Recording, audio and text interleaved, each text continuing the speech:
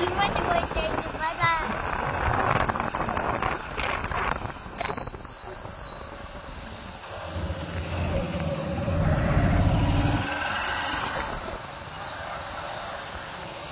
Hello ನಮಸ್ಕಾರ ಎಲ್ರಿಗೂ. ನಾನು ನಿಮ್ಮ ಪ್ರೀತಿಯ ಭವ್ಯ. ನಾವು ಚೆನ್ನಾಗಿದ್ದೀವಿ, ನೀವು ಕೂಡ ತುಂಬ ಚೆನ್ನಾಗಿರ್ತೀರಾ ಅಂತ ಭಾವಿಸ್ತಾ ಇವತ್ತು ನಾವು ಡಿಮಾರ್ಟ್ಗೆ ಹೋಗ್ತಾ ಇದ್ದೀವಿ. ಮನೇಲಿ ದಿನಸಿ ಐಟಮ್ಸ್ ಎಲ್ಲ ಖಾಲಿಯಾಗಿತ್ತು, ಅದಕ್ಕೋಸ್ಕರ ಡಿಮಾರ್ಟಲ್ಲಿ ಹೋಗಿ ಎಲ್ಲ ಶಾಪ್ ಮಾಡ್ಕೊಬರೋಣ ಅಂತೇಳಿ ಹೊರಟಿದ್ದೀವಿ. ಬನ್ನಿ, ಹಾಗೆ ನಮ್ಮ ಜೊತೆ ನಿಮಗೂ ಕೂಡ ಡಿಮಾರ್ಟ್ ಶಾಪಿಂಗ್ನ ಮಾಡಿಸ್ತೀನಿ. ಮತ್ತು ಈ ವಿಡಿಯೋನ ಕೊನೆವರೆಗೂ ನೋಡಿ. ಡಿಮಾರ್ಟ್ ಬಗ್ಗೆ ಒಂದಿಷ್ಟು ಟಿಪ್ಸ್ಗಳನ್ನ ಹೇಳಿದ್ದೀನಿ. ಮತ್ತು ಈ ವಿಡಿಯೋ ನಿಮಗೆ ಇಷ್ಟ ಆಗಿದ್ರೆ ಪ್ಲೀಸ್ ಒಂದು ಲೈಕ್, ಶೇರ್, ಕಮೆಂಟ್ನ ಮಾಡಿ ಪ್ಲೀಸ್ ಪ್ಲೀಸ್ ಪ್ಲೀಸ್. ನಾವು ಹೋಗಿದ್ದು ವೀಕ್ ಡೇಸಲ್ಲಿ, ಅಂದರೆ ಶುಕ್ರವಾರ ಸಂಜೆ ಮೇಲೆ. ಜನಗಳೇನು ಅಷ್ಟಿರಲಿಲ್ಲ, ತುಂಬಾ ಸೈಲೆಂಟ್ ಆಗಿತ್ತು. ನಾವು ಕೂಡ ಆರಾಮಾಗಿ ಎಲ್ಲನೂ ಶಾಪ್ ಮಾಡ್ಕೊಂಡು ಬಂದ್ವಿ. ಏನದು ಅಲ್ಲೋಡು ಅಲ್ಲೋಡು ಅಲ್ಲೋಡು, ಇಟ್ಬಿಡು ಬಾ, ಮಡಗ್ಬಿಟ್ಟು ಬಾ, ಮಡಗ್ಬಿಟ್ಟು ಬಾ.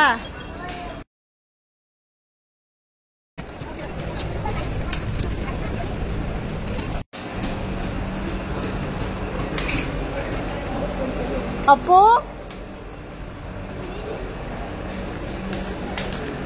ಬೇಡ, ಅದು ಇಟ್ಬಿಡು. ಅಪ್ಪು ಬೇಕಾ ನಿನ್ಗೊದ್ದೆ? ಮಾಡ್ಬಿಡು. ನೀನು ಅಲ್ಲಿಡು, ಅಲ್ಲೆಲ್ಲರೂ ಅಂತ ಮಾಡ್ಬಿಟ್ಟು ಬರೋದು. ಅಲ್ಲ ತಗೋ, ಇದಾಕು.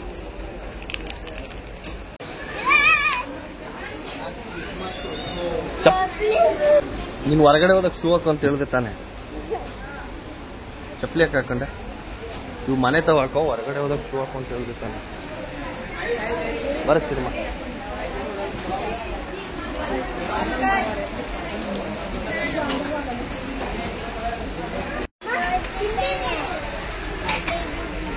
ಇಲ್ಲಿ ಅಂದರೆ ಗುಜರಾತಲ್ಲಿ ರಾಗಿ ಎಲ್ಲೂ ಸಿಗೋದೇ ಇಲ್ಲ, ಗೊತ್ತಿರ್ಬೋದೇನೋ ನಿಮಗೆ ಅನ್ಕೊತೀನಿ. ನಾವು ಊರಿಂದನೇ ರಾಗಿ ತೊಗೊಂಡು ಬಂದು ಇಲ್ಲಿ ಹಿಟ್ಟು ಮಾಡಿಸ್ಕೊಂಡು ಮುದ್ದೆನ ಮಾಡ್ಕೊಳ್ಳೋ ಅಂಥದ್ದು. ಎಲ್ಲೂ ರಾಗಿ ಸಿಗೋದಿಲ್ಲ. ಡಿಮಾರ್ಟಲ್ಲಿ ಮಾತ್ರ ಈ ಥರ 1 kg ಪಾಕೆಟ್ನ ಫುಲ್ ಕ್ಲೀನಾಗಿರುತ್ತೆ, ಪಾಕೆಟ್ನ ಮಾರ್ತಾರೆ. ಅದು ರೇಟ್ ಬಂದು 1 kg 50 ರೂಪಾಯಿ ಮೇಲಿರುತ್ತೆ. ಹಾಗಾಗಿ ಅದನ್ನು ತೊಗೊಳ್ಳಲ್ಲ, ಸುಮ್ಮನೆ ಏನಕ್ಕೆ ಅಂತ ಊರಿಂದನೇ ತೊಗೊಂಡು ಬರ್ತೀವಿ ರಾಗಿನ ನಾವು. ಆದರೆ 1 ಪಾಕೆಟ್ನ ತೊಗೊಂಡೆ ಏನಕ್ಕೆ ಅಂತ ನಿಮಗೆ ಗೊತ್ತಾಗುತ್ತೆ. ಒಂದು ರೆಸಿಪಿ ಮಾಡೋಣ ಅಂತೇಳಿ, ನೀಟಾಗಿ ಕ್ಲೀನಾಗಿತ್ತಲ್ಲ, ಅದಕ್ಕೋಸ್ಕರ ತೊಗೊಂಡೆ.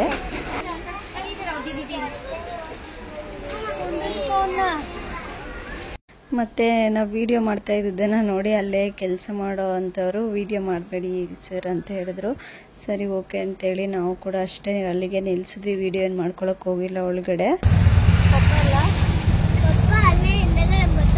ನೀನು ಆಟೋ ಗತ್ತಿಸ್ಬಿಟ್ಟು ಎಲ್ಲಿಗೋದ್ರು ಪಪ್ಪ?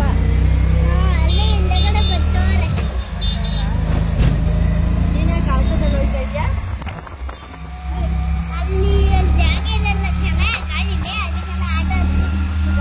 ಗಾಡಿಯಲ್ಲಿ ನಿನ್ನ ಜಾಗ ಇರಲಿಲ್ವಾ? ಇರಲಿಲ್ಲ? ನಿನಗೆ ಜಾಗ ಇರಲಿಲ್ವಾ? ಬ್ಯಾಗ್ ಜಾಗ ಇರಲಿಲ್ವಾ ನಿನ್ಗ?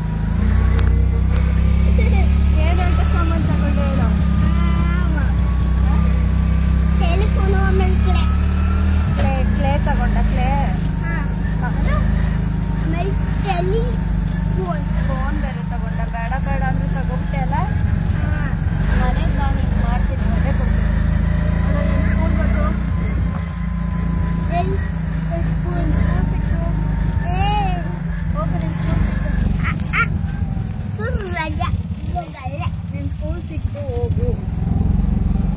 ಹೋಗ, ನಿಮ್ಮ ಸ್ಕೂಲ್ ಸಿಕ್ತು ಹೋಗ. ಇನ್ನು ನಾನು ಮತ್ತು ಅಪ್ಪು ಆಟೋದಲ್ಲಿ ಬರ್ತಿದ್ವಿ. ನನ್ನ ಹಸ್ಬೆಂಡು ಮತ್ತು ಚೆರಿ ಬೈಕಲ್ಲಿ ಹೊರಟಿದ್ರು.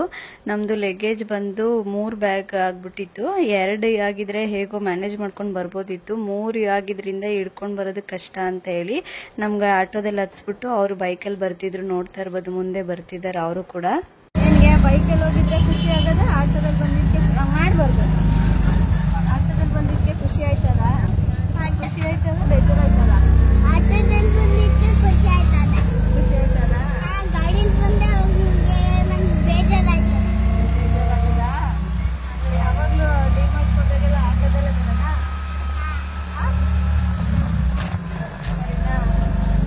ಓಕೆ, ಬಾಯ್. ಬಾಯ್ ಬಾಯ್ ಬಾಯ್, ಕಟ್ ಮಾಡಿ.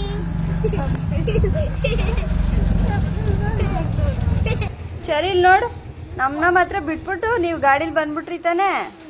ಹಾಂ, ಅಪ್ಪು ಮನೇಲಿ ತಿನ್ನೋದು. ಮತ್ತು ನಾವು ಪ್ರತಿ ಸರಿ ಡಿಮಾರ್ಟ್ಗೆ ಹೋದಾಗಲೂ ಬ್ಯಾಗ್ನೆಲ್ಲ ಈ ಥರ ಮನೆಯಿಂದನೇ ತೊಗೊಂಡು ಹೋಗ್ತೀವಿ. ಅಲ್ಲಿ ಹೋದರೆ ಅದಕ್ಕೂ ಕೂಡ ಒಂದು 20-30 ರೂಪಾಯಿ ಎಕ್ಸ್ಟ್ರಾ ಬಿಲ್ ಮಾಡ್ತಾರೆ. ಅದಕ್ಕೆ ನಾವು ಮನೆಯಿಂದನೇ ತೊಗೊಂಡು ಹೋಗ್ತೀವಿ.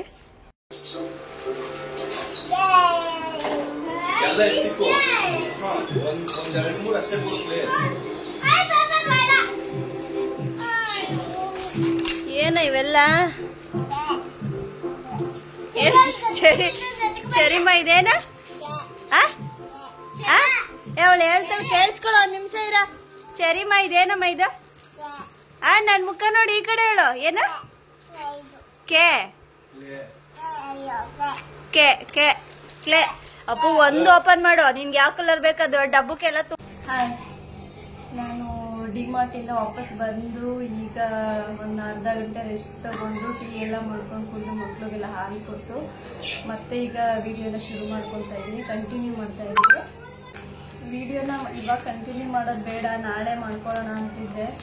ಆದರೆ ಮಕ್ಳುಗಳು ಎಲ್ಲನೂ ಅಂಗಡಿ ಎಲ್ಲ ತೊಗೊಂಡು ಬಂದಿರೋದೆಲ್ಲ ನೋಡಿ ಆಟ ಸಾಮಾನೆಲ್ಲ ಎತ್ಕೊಂಡು ಅವರು ಎಲ್ಲ ಅಂಡಾಕ್ಬಿಡ್ತಾರೆ ಮನೇಲಿ. ಇನ್ನು ನಾಳೆವರೆಗೂ ವೆಯ್ಟ್ ಮಾಡೋಕ್ಕಾಗಲ್ಲ ಇವ್ರ ಮಕ್ಳ ಹತ್ರ ಅಂತೇಳಿ ವಿಡಿಯೋನ ಹೀಗೆ ಮಾಡಿಬಿಟ್ಟು ಎಲ್ಲ ಎತ್ತಿಟ್ಬಿಡೋಣ ಯಾವುದಾದ್ರು ಜಾಗಕ್ಕೆ ಅಂತೇಳಿ ಈಗಲೇ ಶುರು ಮಾಡ್ಕೊಂಡಿದ್ದೀನಿ. ಇನ್ನು ನಾವು ಏನೇನು ತೊಗೊಂಡು ಬಂದಿದ್ದೀವಿ ಅಂತ ನಿಮ್ಮ ಜೊತೆ ಶೇರ್ ಮಾಡ್ಕೊತೀನಿ.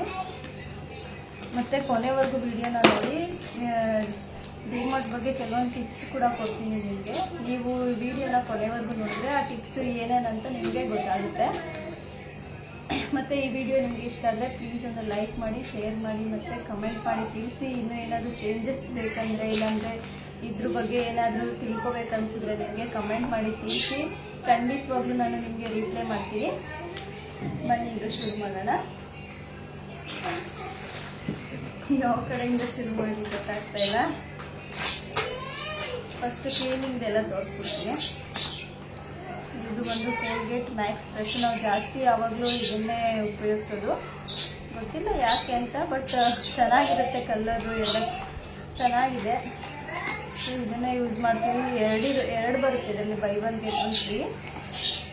ರೇಟೆಲ್ಲ ಯಾವುದು ಹೇಳೋಕ್ಕೆ ಹೋಗಲ್ಲ ನಾನು, ಸುಮ್ಮನೆ ವಿಡಿಯೋ ಕೂಡ ಲೆಂತ್ ಆಗಿಬಿಡುತ್ತೆ. ಸೊ ರೈಟ್ ಎಲ್ಲ ಏನು ಹೇಳಲ್ಲ. ಹಾಗೆ ಪ್ರಾಡಕ್ಟ್ಗಳು ಏನೇನು ತೊಗೊಂಡಿದ್ದೀವಿ ಅಂತ ತೋರಿಸ್ತೀನಿ ಅಷ್ಟೇ. ಇದು ಕೋಲ್ಗೇಟ್ ಮ್ಯಾಕ್ಸ್ ಫ್ರೆಶ್ ಅಂತೇಳಿ.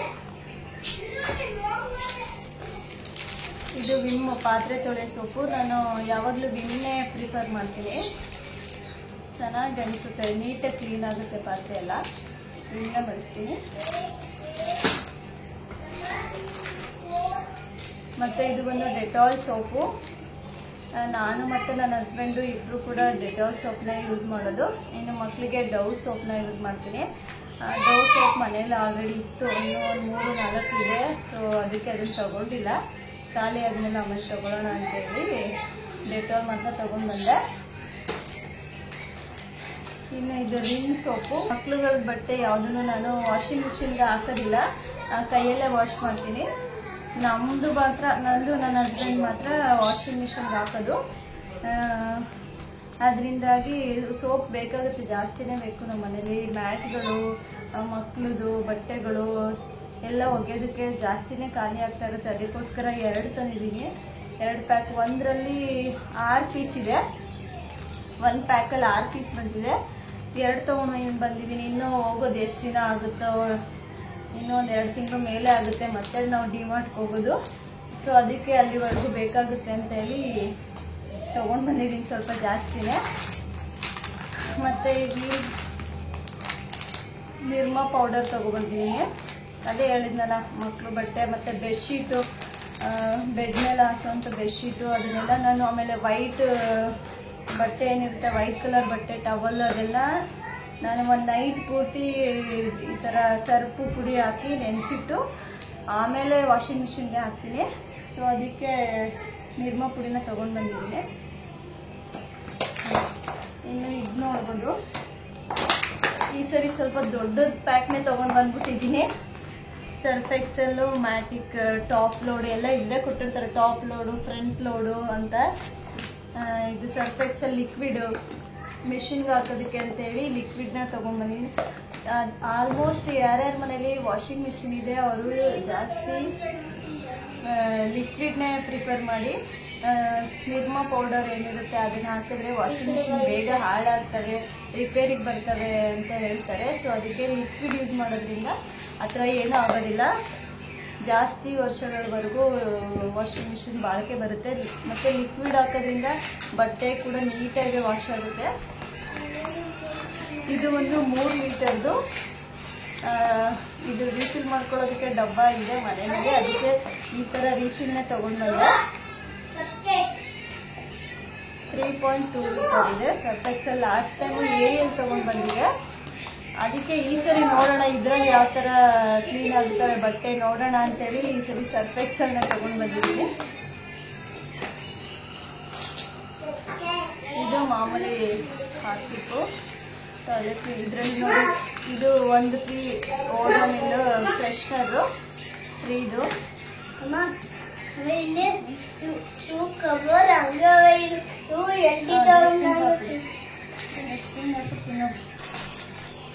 ಇದಿಷ್ಟು ಕ್ಲೀನಿಂಗ್ ಐಟಮ್ಸ್ ಆಯಿತು. ಈಗ ನನ್ನ ಮಗನಿಗೆ ಸ್ಕೂಲ್ ಓಪನ್ ಆಗ್ತಿದೆಯಲ್ಲ, ಸೋಮವಾರದಿಂದ ಸ್ಕೂಲ್ ಸ್ಟಾರ್ಟ್ ಆಗ್ತಿದೆ ನೋಡಿ, ಆಗಲೇ ಕವರ್ ಎಲ್ಲ ತೆಗೆದು ಎಲ್ಲೆಲ್ಲ ಎಸ್ತಿದ್ದಾರೆ. ಜಾಮಿಟ್ರಿ ಬಾಕ್ಸ್ ಬೇಕಿತ್ತು ಅಂತೇಳಿ ತೆಗೆಸ್ಕೊಂಡಿದ್ದಾನೆ. ಜಾಮಿಟ್ರಿ ಬಾಕ್ಸ್ ಲಾಸ್ಟ್ ಟೈಮು ತಗೊಟ್ಟಿರಲಿಲ್ಲ, ಒಂದು ಪೆನ್ಸಿಲು ರಬ್ಬರ್ ಅಷ್ಟೇ ಅಂತೇಳಿ ಹಾಗೆ ಬ್ಯಾಗೆಲ್ಲ ಕಳಿಸ್ತಿದ್ದೆ. ಒಂದಿನ ಫ್ರೆಂಡ್ ಜೊತೆ ಜಗಳ ಮಾಡಿ ನಂದಿದು ನನಗೂ ಬೇಕು ಕೊಡು ಅಂತ ಹೇಳಿ ಅವನು ಫ್ರೆಂಡ್ ಹತ್ರ ಇಸ್ಕೊಂಡು ಬಂದ್ಬಿಟ್ಟಿದ್ದ. ಆಮೇಲೆ ಅವ್ರ ಮ್ಯಾಮ್ ಈ ಥರ ಹೇಳಿದ್ರು, ಜಗಳ ಮಾಡ್ತಿದ್ದ, ಜಾಮಿಟ್ರಿ ಬಾಕ್ಸ್ ಬೇಕಂತೆ ಅಂತೇಳಿ. ಅದಕ್ಕೆ ಇನ್ನೇನು ಮುಗೀತಾ ಇತ್ತಲ್ಲ, ರಜಾ ಬೇರೆ ಬರ್ತಿತ್ತು. ಸೊ ರಜಾ ಮುಗಿದ್ಮೇಲೆ ಒಂದೇ ಸರಿ ಹೊಸ ತಗೊಳ್ಳೋಣ ಅಂತೇಳಿ ತಗೊಟ್ಟಿರಲಿಲ್ಲ.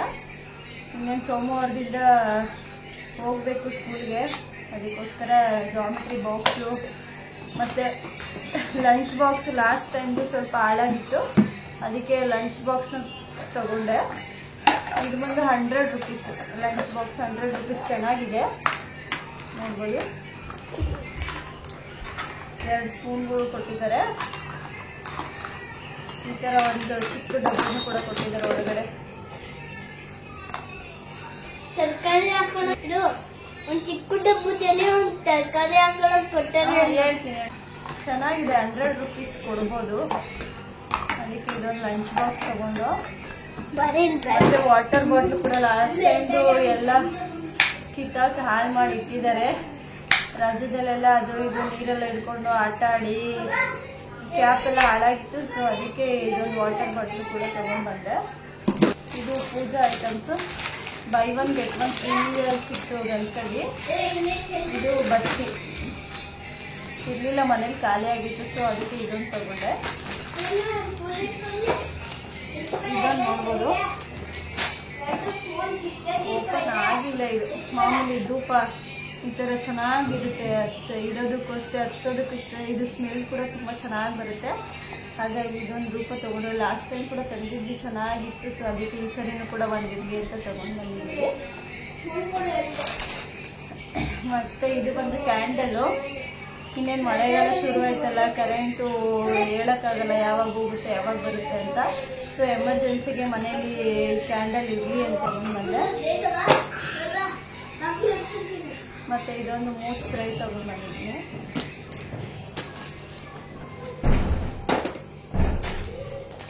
ಇಷ್ಟ ಐಟಮ್ಸ್ ಐತೆ. ಇನ್ನಿದೆ ಎಲ್ಲ ದಿನಸಿ ಐಟಮ್, ಮನೆಗೆ ಏನೇನು ಬೇಕೋ ಆ ಥರ ದಿನಸಿ ಐಟಮ್. ಇನ್ನೊಂದು ಬೌಲ್ ತೋರಿಸ್ತೀನಿ ನಿಮಗೆ. ಚೆನ್ನಾಗಿದೆ, ನನಗೆ ಇಷ್ಟ ಆಯ್ತಿದು. ಎರಡು ಪೀಸ್ ತಗೊಂಡೆ. ಕಲರ್ ಕೂಡ ಚೆನ್ನಾಗಿದೆ. ಒಂದಕ್ಕೆ 55 ರೂಪಾಯಿ. ಬೀಳ್ಸಿದ್ರೆ ಒಡೆದೋಗ್ಬಿಡ್ತವೆ. ಚೆನ್ನಾಗೈತೆ. ಏನಾದರೂ ಹಾಕಿಡೋದಕ್ಕೆ, ಮಕ್ಳಿಗೆ ಏನಾದರೂ ಹಾಕೊಟ್ರೆ ತಿನ್ನೋದಕ್ಕೆ ಎಲ್ಲ ಚೆನ್ನಾಗಿದೆ. ಅದಕ್ಕೋಸ್ಕರ ತಗೊಂಡೆ. ನೋಡಿ, ನಿಮ್ಗೆ ಇನ್ನೊಂದು ಇಂಪಾರ್ಟೆಂಟ್ ತೋರಿಸ್ತೀನಿ ಏನಂತ. ತೆಂಗಿನಕಾಯಿನ ನಾವು ಡಿ-ಮಾರ್ಟಿಂದ ತಗೊಂಡು ಬಂದಿದ್ದೀವಿ. ಇದೇ ಸ್ಪೆಷಲ್. ನೋಡ್ಬೋದು, ಒಂದು ತೆಂಗಿನಕಾಯಿಗೆ 35ರಿಂದ 40 ರೂಪಾಯಿ ಬಿಲ್ ಆಗಿತ್ತು. 40 ಒಳಗಡೆ, ಒಂದೊಂದು ತೆಂಗಿನಕಾಯಿ 35ರಿಂದ 40 ರೂಪಾಯಿ ಒಳಗಡೆ. ನೋಡಿ, ಹಳ್ಳಿ ಜೀವನಕ್ಕೂ ಸಿಟಿ ಜೀವನಕ್ಕೂ ಎಷ್ಟು ಡಿಫ್ರೆನ್ಸ್ ಅಂತೇಳಿ. ಸಿಟಿಲಿ ಇರೋದಷ್ಟೇ ಅಲ್ಲ, ಸಿಟಿಲಿ ಇದ್ರೆ ನೋಡಿ ಈ ಥರ ತೆಂಗಿನಕಾಯಿನೂ ಕೂಡ ಕಾಸು ಕೊಟ್ಟು ತಗೋಬೇಕಾಗುತ್ತೆ. ಹಳ್ಳಿಲಿ ನಾವೇ ನಮ್ಮ ಮನೆಯಲ್ಲಿ ನಾವೇ ಫ್ರೀಯಾಗಿ ಎಷ್ಟೊಂದು ಜನಕ್ಕೆ ಕಾಯಿನೆಲ್ಲ ಕೊಡ್ತೀವಿ. ಆದರೆ ಇಲ್ಲಿ ನೋಡಿ, ನಾವೇ ಅಂಗಡಿನಲ್ಲಿ ದುಡ್ಡು ಕೊಟ್ಟು ಕಾಯಿನ ತಗೋಬೇಕು. ಆ ಥರ ಪರಿಸ್ಥಿತಿ. ಸಿಟಿಲಿರೋ ಜೀವನ ಇದೇ ಥರ.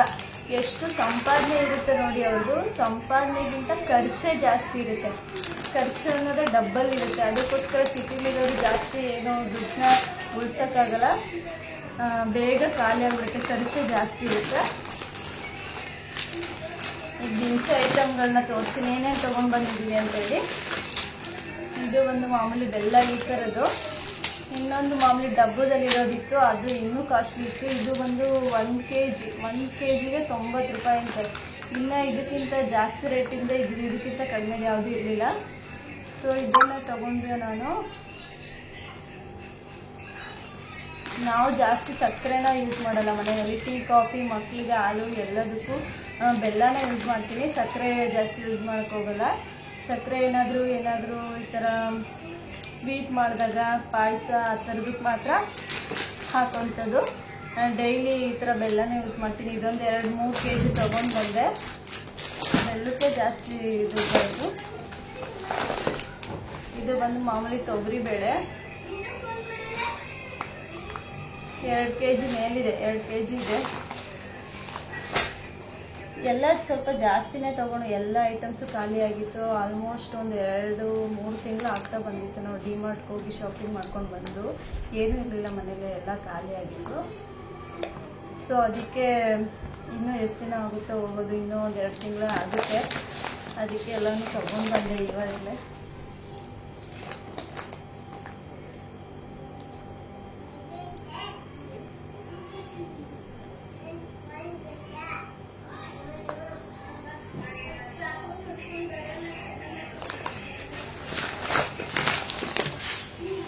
ಇದು ನೋಡ್ತಾ ಇರ್ಬೋದು, ಇದು ಬಂದು ದೋಸೆ ಇಡ್ಲಿ ಮಾಡೋದಕ್ಕೆ ಅಂತ ಹೇಳಿ ಅಕ್ಕಿ ತೊಗೊಂಡಿದ್ದೀನಿ.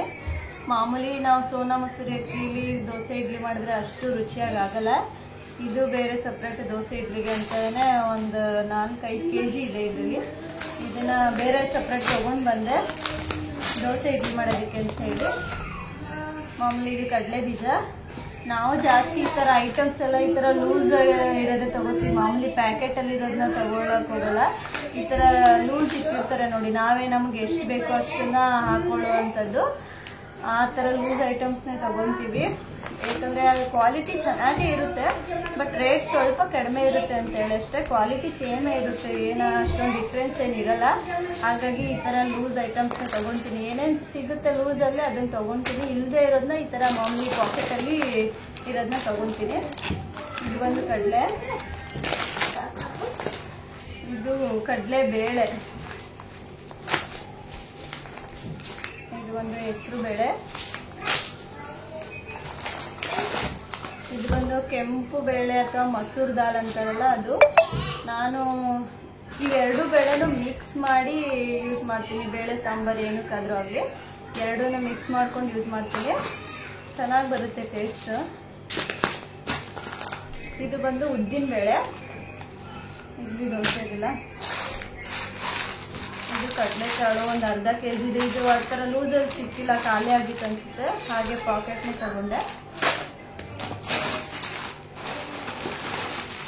ಇದು ಬಂದು ಮೆಣಸಿನ್ಕಾಯಿ 2 ಪಾಕೆಟ್ನ ತೊಗೊಂಡಿದ್ದೀನಿ. ಇದು ಒಂದು 200 ಗ್ರಾಮ್ ಇದ್ದಾವೆ ಒಂದೊಂದು ಪ್ಯಾಕೆಟು. 100 ಗ್ರಾಮ್ ಇದ್ದಾವೆ. 200 ಗ್ರಾಮು. ಇದು ಬಂದು ಅವಲಕ್ಕಿ ಸ್ವಲ್ಪನೇ ತೊಗೊಂಡಿದ್ದೀನಿ, ಏನು ಜಾಸ್ತಿ ತೊಗೊಳಕ್ಕೆ ಹೋಗಿಲ್ಲ. ಇದು ಒಂದು ಸಕ್ಕರೆ 1 kg ಅಷ್ಟು ತೊಗೊಂಡಿದ್ದೀನಿ. ಆಗಲೇ ಹೇಳಿದ್ನಲ್ಲ, ಏನಾದರೂ ಸ್ವೀಟು ಏನಾದರೂ ಮಾಡೋದಕ್ಕೆ ದೇವರಿಗೆ ನೈವೇದ್ಯಕ್ಕೆ ಇಡೋದಕ್ಕೆ ಏನಕ್ಕಾದ್ರೂ ಬೇಕಾಗುತ್ತೆ ಅಂತ ಹೇಳಿ 1 kg ಅಷ್ಟು ಮಾತ್ರ ತೊಗೊಂಡಿದ್ದೀನಿ. ಇದನ್ನು ತೊಗೊಂಡ್ಬೇಡ ಅಂತ ಹೇಳ್ತಿದ್ರು ನನ್ನ ಹಸ್ಬೆಂಡು. ಇರಲಿ ಮನೆಯಲ್ಲಿ ಏನಕ್ಕಾದ್ರೂ ಬೇಕಾಗುತ್ತೆ ಎಮರ್ಜೆನ್ಸಿ ಅಂತ ಸಕ್ಕರೆನ ತೊಗೊಂಡು ಬಂದಿದ್ದೀನಿ. ಇದು ಬಂದು ಸೋಯಾ ಚಂಕ್ಸು. ಜಾಸ್ತಿ ಯಾವಾಗಲೂ ಈ ಥರ ಚಿಕ್ಕ ಸೈಜಲ್ಲಿರೋದನ್ನ ಪ್ರಿಫರ್ ಮಾಡ್ತೀನಿ ನಾನು. ದೊಡ್ಡ ಸೈಜಲ್ಲಿರೋದು ತೊಗೊಂಡ್ರೆ ಪಲಾವ್ಗೆ ಎಲ್ಲ ಹಾಕಿದ್ರೆ ಅದು ಜಾಸ್ತಿ ಮಸಾಲೆನೆಲ್ಲ ಹಿಡ್ಕೊಳ್ಳೋದಿಲ್ಲ. ತಿಂದಾಗಲೂ ಒಂಥರ ಸಪ್ಪೆ ಅನಿಸ್ತಾ ಇರುತ್ತೆ. ಈ ಥರ ಚಿಕ್ಕದಾಗಿರೋಂಥ ಸೋಯಾ ಚಂಕ್ಸ್ನ ತೊಗೊಂಡ್ರೆ ಚೆನ್ನಾಗಿ ಮಸಾಲೆ ಎಲ್ಲ ಹಿಡ್ಕೊಂಡಿರುತ್ತೆ.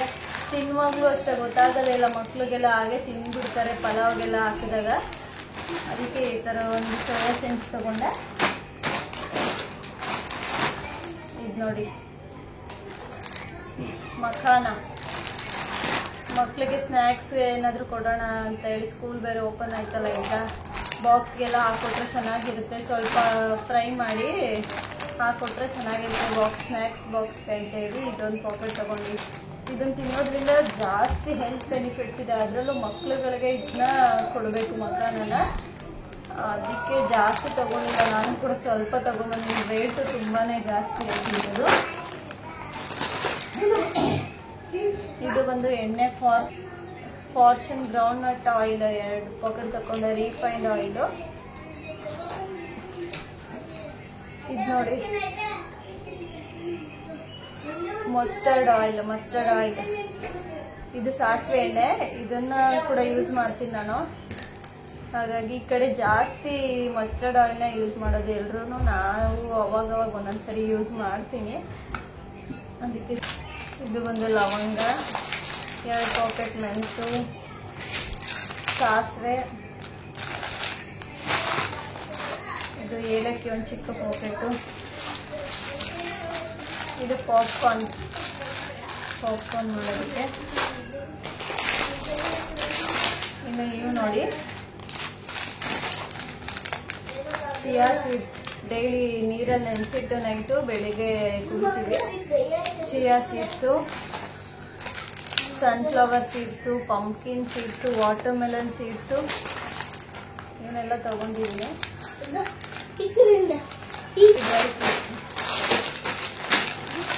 ಬಾದಾಮಿ ಅರ್ಧ kg ಬಾದಾಮಿ ಪಾಕೆಟ್ನ ತಗೊಂಡೆ. ಮತ್ತು ಇದು ಬಂದು ಗೋಡಂಬಿ.